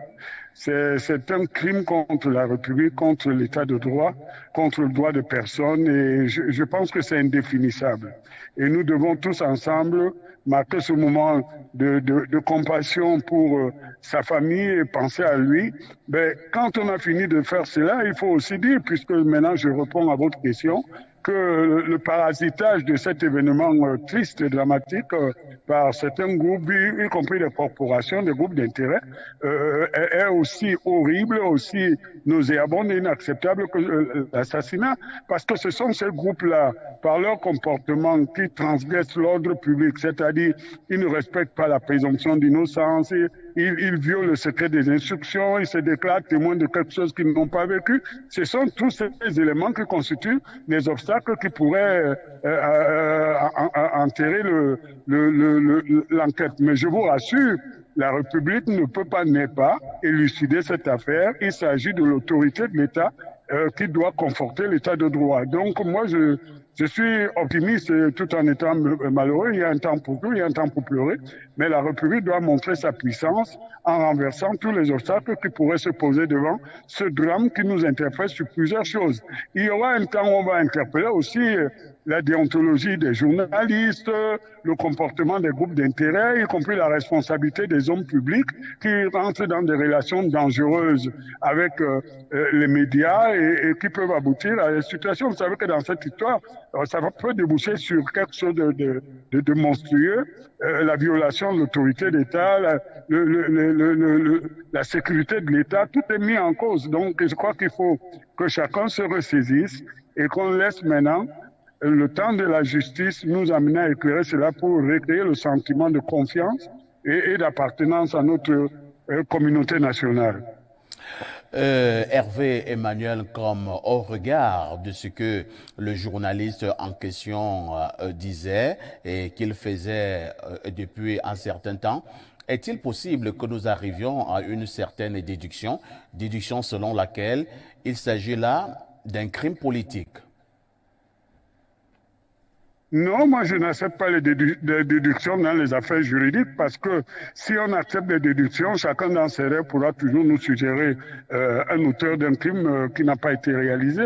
La justice est une chose très sérieuse et elle est au cœur du pouvoir. C'est un pilier de la confiance à l'autorité de l'État parce qu'en fait, l'objectif ultime de l'État de droit, c'est la protection des faibles.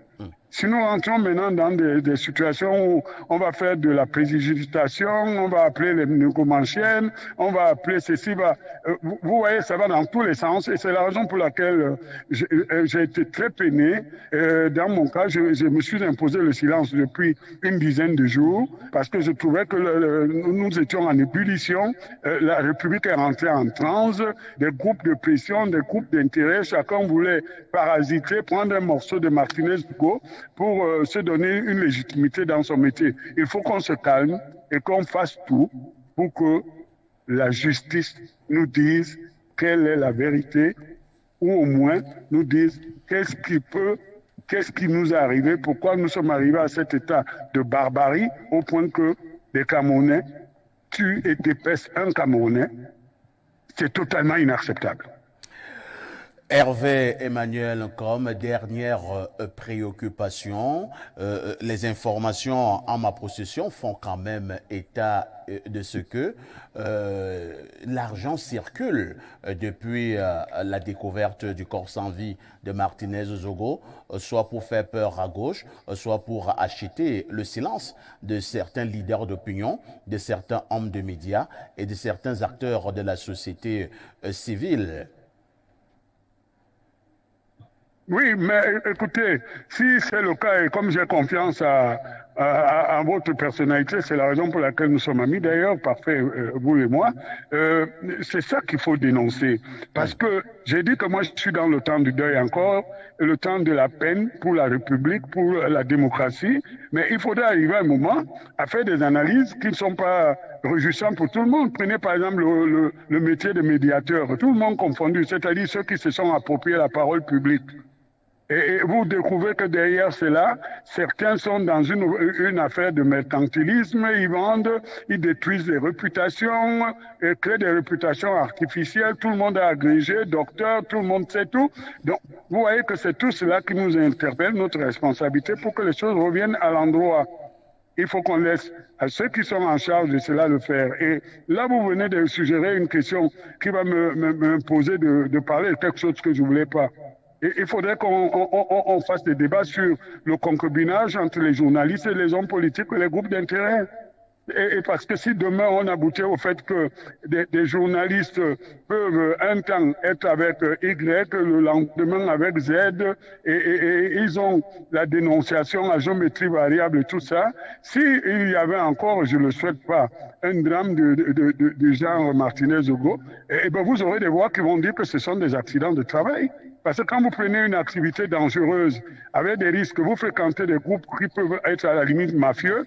Parce que, écoutez, moi je suis un pauvre citoyen de la ville de Douala, je n'ai pas besoin de payer un journaliste. Nous avons de bonnes relations qui n'ont jamais été, l'argent n'a jamais été dans nos rapports. Et je pense que c'est comme ça qu'on construit la démocratie. Or, si on découvre que certains peuvent faire écrire une vérité imaginaire, bidonner les carrières, désigner qui sont les bons, qui sont les mauvais, et qu'il y a beaucoup d'argent qui circule, et que cet argent, même parfois, est l'argent volé dans le trésor public, eh bien, je dis que tout cela, ce sont des troubles à l'ordre public, et nous devons combattre, nous les citoyens, de toutes les manières. Mais bon, le spectacle qui est malheureux, c'est que ceux qui devraient avoir ce que je viens de dénoncer, parce que je sors d'un culte, j'ai la force encore de la conviction de mes croyances, ils ne le font pas. Les politiciens veulent parasiter. Ceux qui n'ont pas été aux élections croient que c'est l'occasion d'une résurrection électorale pour eux. Ceux qui ont des agendas de succession, tout ça, c'est le tchoukou-tchoukou. Et je crois que la victime dedans, en part Martinez,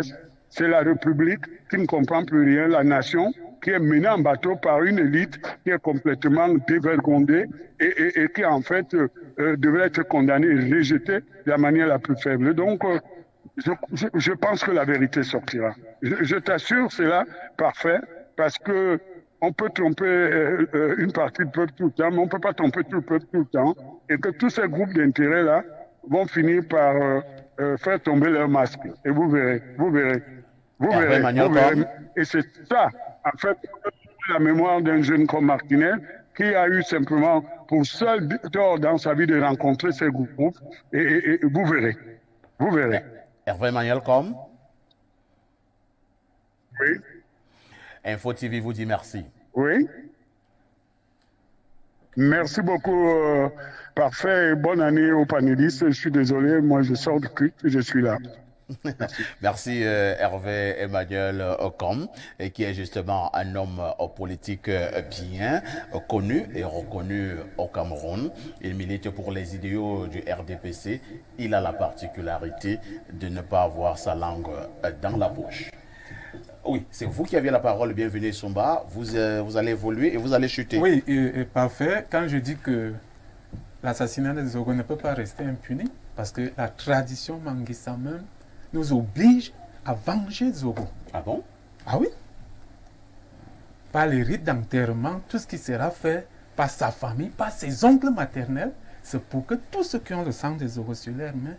Vous n'êtes donc pas d'accord avec Dr Mbese qui parle de pacification au niveau... La pacification, ça c'est peut-être pendant l'enquête pour que ça ne crée pas de troubles sociaux. Pardon. Bon, Martin, parfois, je ne peux pas passer sous silence le fait des chefs traditionnels. Oui. Parce que moi, je suis ici. Le nom de Zogo, c'est le nom de la chefferie supérieure de Manguissa. D'où nous tous, moi, je suis l'arrière-petit-fils de Zogo Foudankono. D'où nous tous nous sortons. Donc, je ne peux pas passer sous silence un fait qui concerne la chefferie. Parfois, vous savez, quand un scandale comme ça, un drame comme ça arrive, tout le monde y va de sa sensibilité. Il y a ceux qui sont diplomatiques, ceux qui sont diplomates, ceux qui sont épidermiques. Vous allez constater que le chef qui lit ces documents, c'est un sénateur nommé par le président de la République. Ah oui, il faut le savoir. Et ces gens sortent d'une réunion générale des élites de l'Aleki. L'élite politique, l'élite administrative et l'élite traditionnelle. Lors de cette réunion, ils ne se sont pas entendus. Ah bon?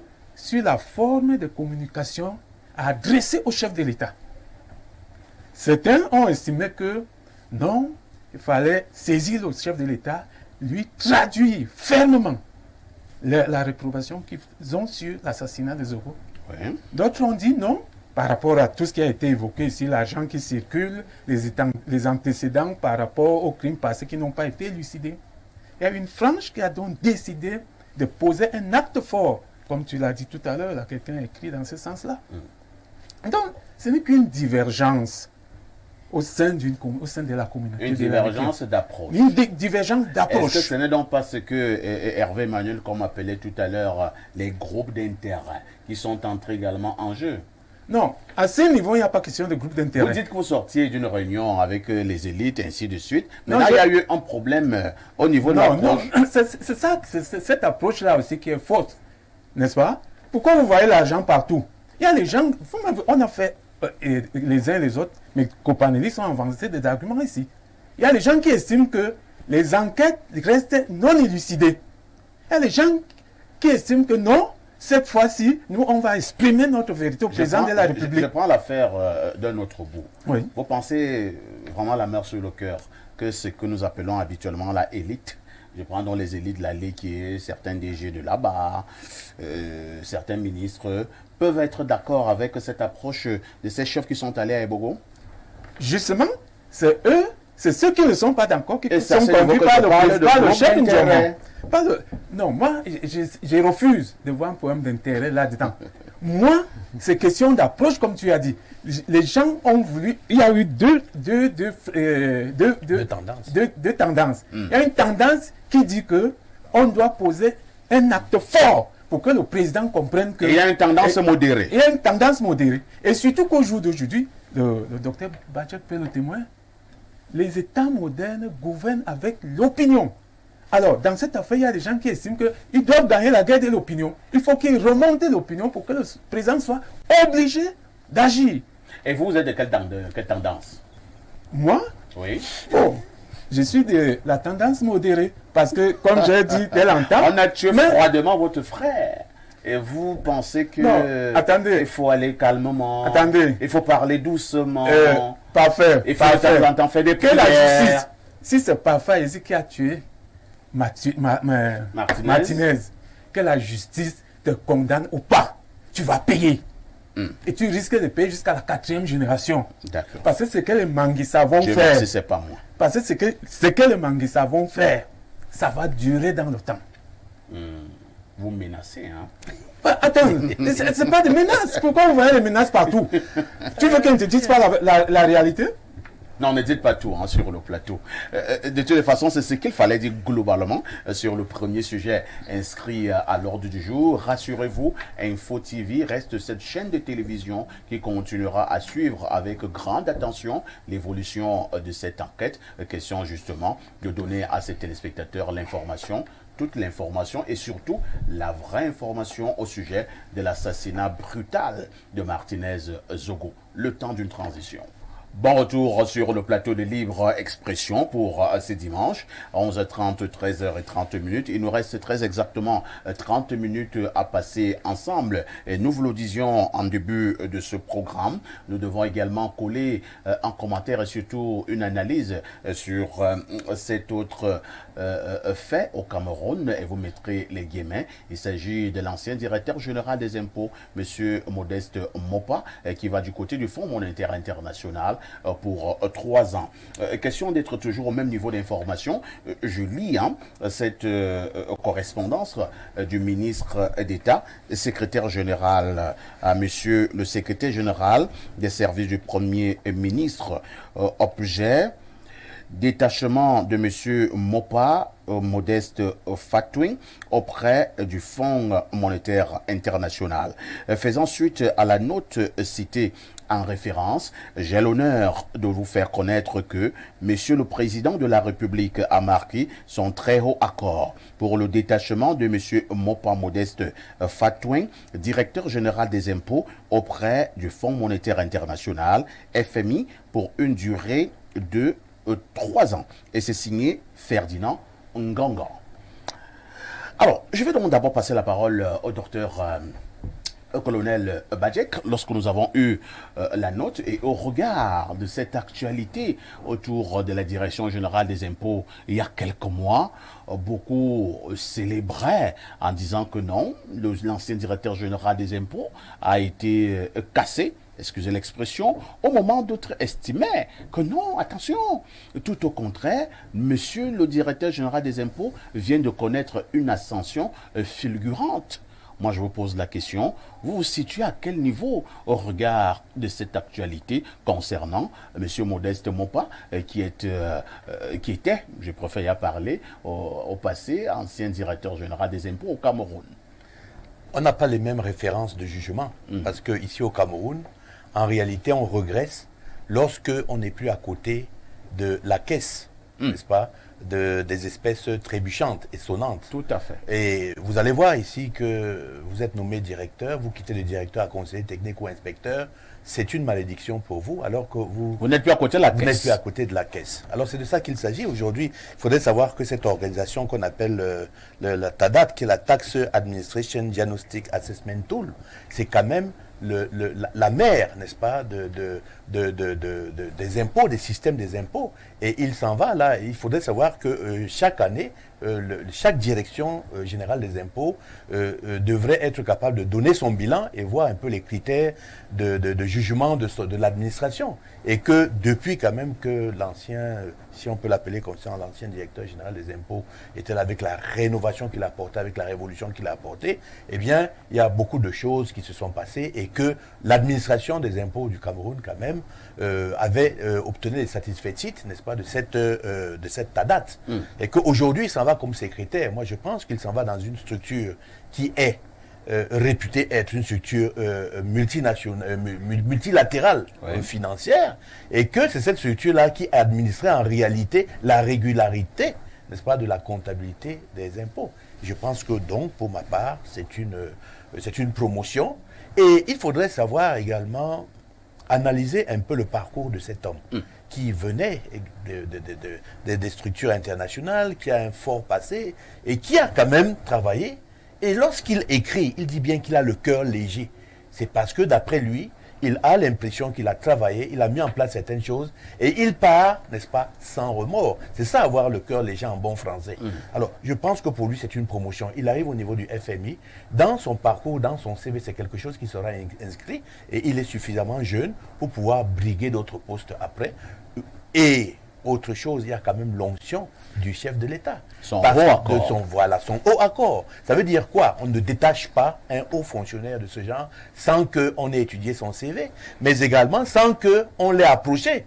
Vous pouvez me demander d'être détaché et moi je peux évoquer des raisons médicales, des raisons familiales pour que je ne parte pas. Donc, pour qu'il aille là-bas, je pense qu'il y a eu d'abord l'accord préalable de ce haut commis de l'État et que par la suite, il y a eu la demande officielle, n'est-ce pas, du FMI au chef de l'État. Mais écoutez, aujourd'hui, pour gagner en influence, il faudrait que les Camerounais de plus en plus s'inscrivent dans des détachements des structures internationales. Et c'est comme ça qu'on va gagner en influence dans le sport, dans les relations internationales, dans les grandes organisations internationales. C'est dommage que les anciens qui sont partis fassent du ménage toujours tout autour d'eux, parce qu'après eux, il n'y a plus rien. Mais aujourd'hui, le Cameroun manque, n'est-ce pas, de personnalités qui peuvent aller dans des centres d'influence et parler du Cameroun, ou alors l'aider.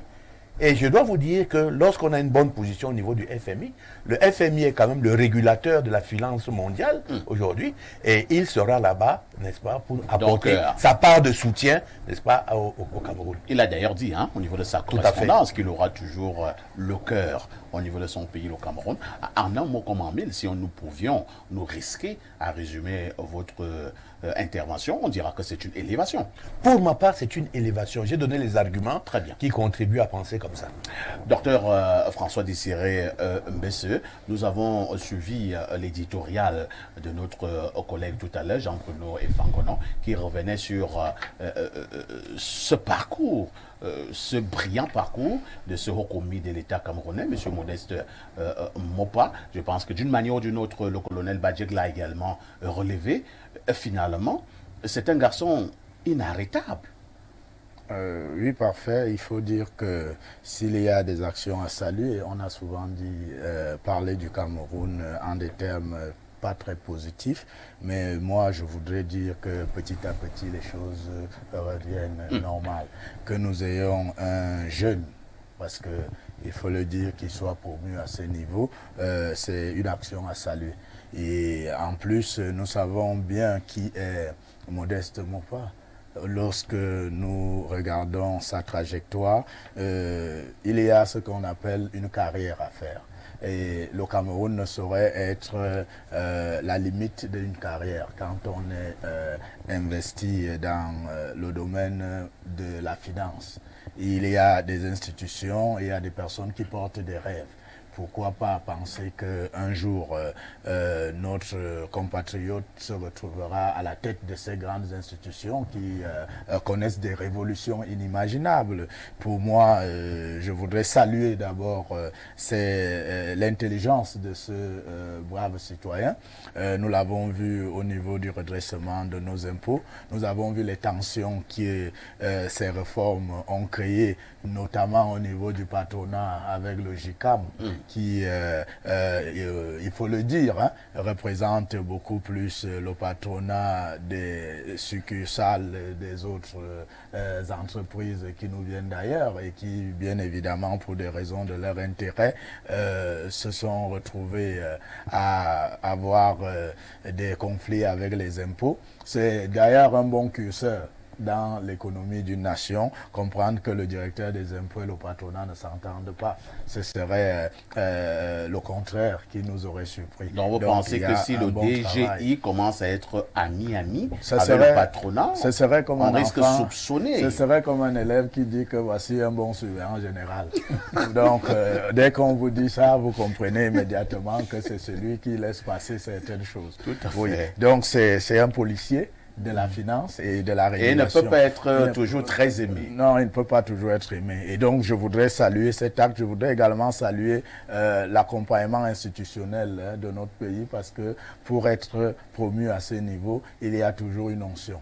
Et si aujourd'hui, on a un jeune, on a coutume de nous dire que les jeunes ne sont pas promus. Mais là, nous avons voilà un exemple d'un citoyen qui bénéficie du très haut accord du président de la République. Du chef de l'État. Et nous savons que le Cameroun est également dans la logique d'un partenariat avec les institutions de Bretton Woods, le FMI et la Banque mondiale. Donc la poussée de notre concitoyen et notre confrère là-bas est déjà quelque chose de positif, parce que dans les cénacles de la finance internationale et même dans la révision de la thérapie qu'on aura administrée au Cameroun, il y aura quand même la marque d'un des nôtres. Et à partir de là, dans ces zones d'influence, le Cameroun ne sera pas un orphelin. C'est le Cameroun qui en sort grandi. Oui, c'est le Cameroun qui en sort grandi. Je Nous voudrais lisons... saluer cette intelligence et saluer la maestria camerounaise qui commence également à se déployer sur ces institutions. Nous voyons les gens dans l'Afrique de l'Ouest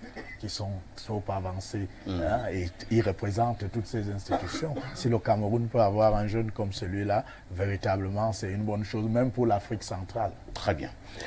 Nous allons encore lire quelques messages de téléspectateurs ce dimanche.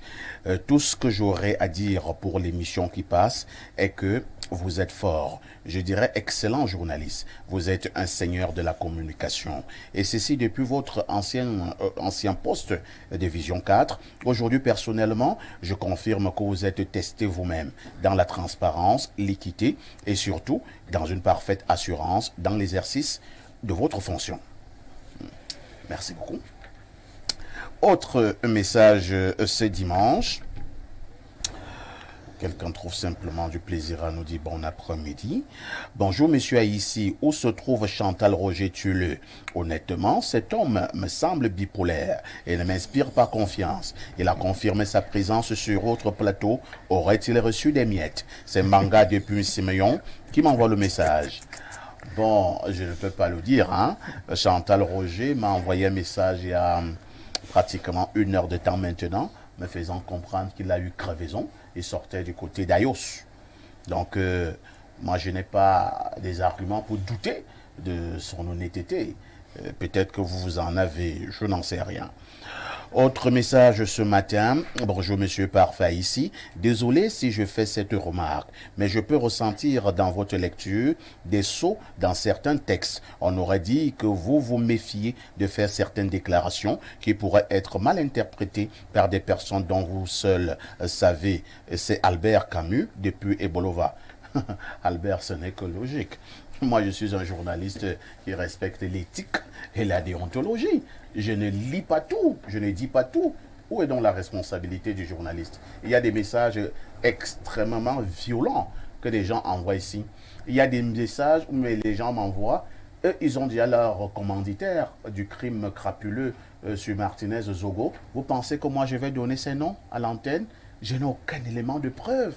Et donc, quand je suis face à ce genre de messages, souffrez que je ne puisse pas lire. C'est de ça qu'il s'agit. Merci, alors... merci, parfait. Et il faut continuer comme ça. Alors, bienvenue Essomba. J'ai voulu que vous interveniez à la fin, hein, parce que sur ce plateau, vous êtes le seul économiste. Alors, Modeste Mopa, vous l'avez donc naturellement suivi. Vous l'avez observé dans l'exercice de ses fonctions. Maintenant, il bénéficie du soutien du chef de l'État pour aller du côté du Fonds monétaire international pendant 3 ans. Une certaine opinion a pensé que Mopa a été stoppé dans son élan, mais certains pensent plutôt que Mopa est en train de suivre une ascension fulgurante. C'est encore un jeune homme qui ne cesse d'engranger des prix, entre guillemets. Oui, parfait, merci. Je crois que le docteur Badjek était un colonel de l'air. Tout à fait. Et moi, parce que je prends souvent mes exemples, puisqu'en tant qu'économiste, je suis aussi observateur de politique publique. Je prends souvent mes exemples sur le pilotage d'avion.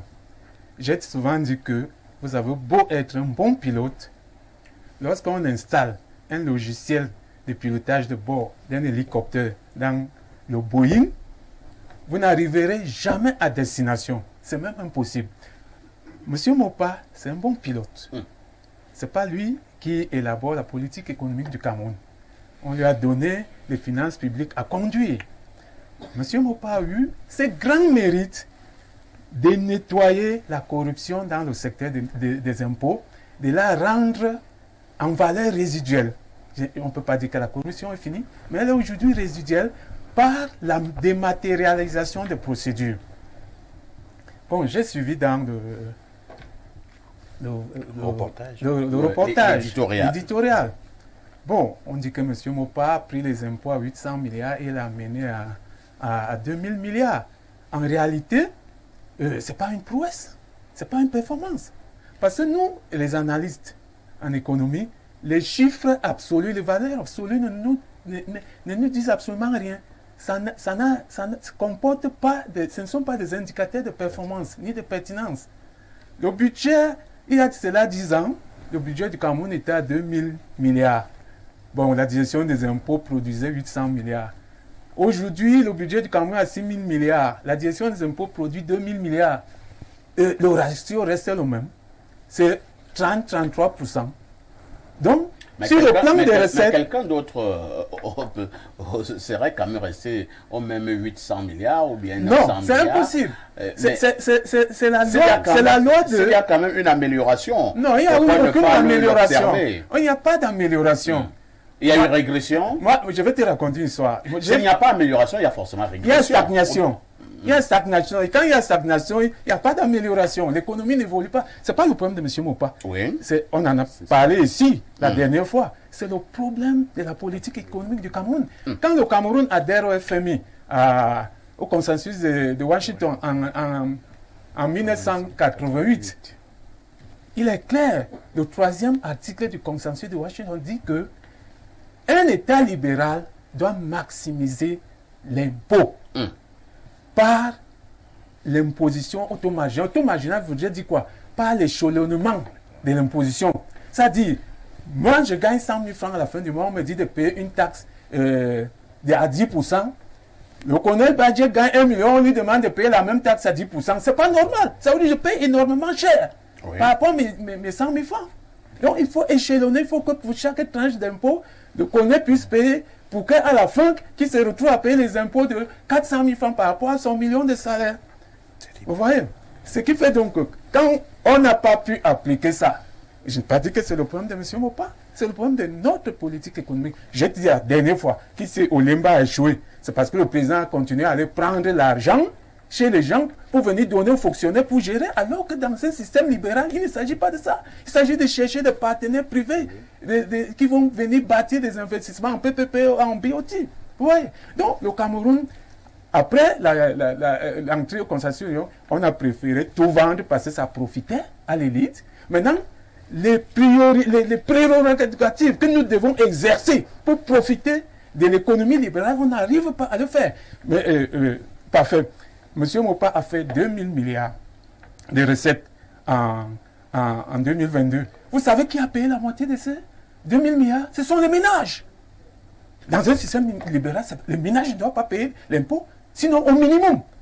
La TVA qui est supportée par le dernier consommateur pèse 700 milliards dans les 2 000 milliards. L'autre taxe sur les autres biens et services qui entre dans la consommation des ménages pèse 300 milliards. Et rien qu'à ce niveau, je ne veux pas compter les autres taxes que les ménages pèsent. Alors que M. Mopa a fait des gratuités au patronat. Vous parlez du JICAM. C'est le JICAM qui doit payer les impôts. C'est comme ça dans l'économie libérale. Il faut améliorer le pouvoir d'achat des ménages, parce que c'est les ménages qui consomment. Si on laisse les 1000 milliards là, entre les mains des ménages, les ménages vont transformer ça en demande. Et ça va pousser les entreprises à produire plus. C'est ça qui crée la croissance. Ce n'est pas en faisant des cadeaux au JICAM que l'économie va avancer. La preuve, c'est que dès qu'on a mis cette politique en marche, avant cette politique, le Cameroun a fait de 2000 à 2010 un taux de croissance moyen par an de 5%. Dès qu'on est entré dans les fausses politiques, il y a inflexion. Le Cameroun entre 2000 et 2020 est un taux de croissance de 3,5. C'est-à-dire qu'il y a une chute de taux de croissance de moins 1,5. Donc, c'est une politique globale, c'est une démarche globale que je critique. Ce n'est pas l'action de M. Mopa. Très bien. Donc, M. Mopa a piloté une barque inefficace qui nous l'a amené nulle part. Merci beaucoup. Disons quand même que M. Mopa qui se retrouve donc actuellement au niveau du Fonds monétaire. Bon, sur ce plan-là, je vais conclure en disant ceci. Bon, vous savez, le Fonds monétaire international, c'est aussi une usine à fabriquer les dirigeants. Ah bon? On a vu après les conférences nationales comment ça s'est passé au Bénin. M. Mopa est en préparation. Comment ça s'est passé au Congo. C'est une initiation à l'endroit de M. Mopa. Donc, comme mes autres copanélistes l'ont dit, l'élévation de M. Mopa au Fonds monétaire international, ça peut aussi avoir d'autres objectifs. Ce n'est pas fortuit. C'est pas fortuit. Voilà. Que nous ne le lisions parce pas que dans le premier degré. Il est jeune, Oui. il est compétent, il peut faire beaucoup de choses pour le pays. Merci beaucoup. C'est ce qu'il fallait dire globalement ce matin concernant donc le sujet de l'ancien directeur général des impôts, M. Modeste Mopa, ce vaillant et dynamique et brillant Camerounais qui part donc du côté du Fonds monétaire international avec le haut accord du président de la République, son Excellence Paul Biya. Il ne nous reste qu'à lui souhaiter bon vent et surtout qu'étant au FMI, qu'il n'oublie jamais le Cameroun. Nous prenons une autre transition et on se retrouvera pour le fait majeur de la semaine. Il est parti le 1er janvier 2023, c'était le tout premier jour de l'année, c'était un brillant communicateur, un animateur de radio, il s'appelait Saint-Clément Ongba, il n'est plus de ce monde, nous sommes allés l'accompagner à sa dernière demeure, c'était hier samedi du côté du village appelé Memiam, sur la route Balmayo-Samlima, Saint-Clément Ongba, qui retrouve donc la terre de ses ancêtres. C'était justement accompagné de ses nombreux collègues, de ses nombreux confrères. Il faut dire qu'au niveau, justement, au moment où Saint-Clément Ongba perd sa vie, il avait 45 ans. Et il officiait du côté de Satellite FM, Saint-Clément Ongba, ce brillant communicateur et animateur qui se faisait appeler l'atomiseur, aura également parcouru plusieurs radios urbaines, à l'instar de Royal FM, à l'instar de la RDA, pour ne citer que celle-là. On dira merci à certains aînés, certaines élites qui ont tenu à rendre un vibrant hommage à Saint-Clément Ongba, notamment le maire de Yaoundé 6, M. Jacques Yoki Onana. On dira aussi merci au commissaire principal Ognon Maurice qui justement ont pris une part active dans l'organisation des obsèques de ce brillant communicateur qui s'en va. Il ne nous reste qu'à demander au Très-Haut que la terre de nos ancêtres soit éternellement reconnaissante à l'endroit de Saint-Clément Ongba, l'atomiseur qui a été inhumé dans son village natal. Nous l'avons dit, c'était hier du côté de Memiam, sur la route Balmayo-Samlima. C'est ce qu'il fallait dire globalement ce matin. Merci au docteur François-Désiré Mbesse, qui est enseignant d'université, mais également expert en coopération internationale. Merci au docteur au colonel Badjek, toute une vie au service de la nation, dans les forces de défense. Il est le consultant en sécurité sur Info TV. Merci également à Bienvenue Essomba, brillant économiste. Vous l'avez perçu en quelques minutes tout à l'heure au niveau de l'analyse du deuxième sujet inscrit à l'ordre du jour. Ne ratez surtout pas la première rediffusion de ce programme. Ce sera tout à l'heure à partir de 17h. La deuxième rediffusion aura lieu ce soir à partir de 21h. Mais dans une trentaine de minutes, vous allez retrouver votre programme de divertissement dimanche VIP avec Muriel et Patience. C'est un dieu de choc, deux belles dames qui vous entretiennent donc pour un après-midi. Avec tout ceci, que faites-vous encore ailleurs?